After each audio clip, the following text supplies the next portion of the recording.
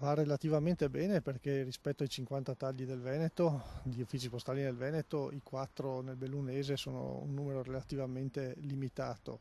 Poteva andare peggio e lo dicono i numeri. 4 uffici chiusi, Bolzano Bellunese, Candide, Meano e Gosaldo, sugli oltre 100 attivi in provincia. 4 sulle 50 chiusure in Veneto, 500 in Italia.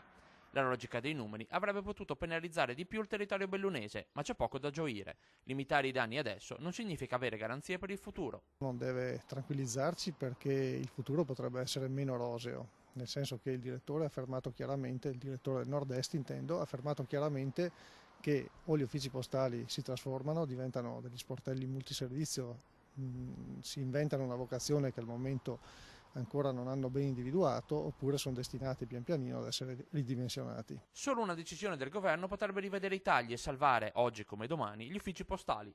Per questo Toscani boccia la proposta lanciata sabato scorso dal comitato di Bolzano Bellunese di una protesta davanti alla sede provinciale di Poste Italiane che coinvolga sindaci, parlamentari e consiglieri regionali. La protesta sarebbe o sarà tanto legittima quanto inutile, nel senso che non modificherà le cose.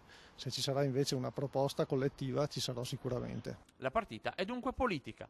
Siamo usciti meno penalizzati degli altri perché siamo riusciti a far pesare la dispersione territoriale tipica delle nostre zone, spiega Toscani, che assicura l'impegno sul tema della regione, come già fatto dalle vicine realtà. Può essere importante al pari del Friuli Venezia Giulia, che ha già sottoscritto un protocollo e sta già lavorando con Poste Italiane affinché questi uffici postali periferici con pochi utenti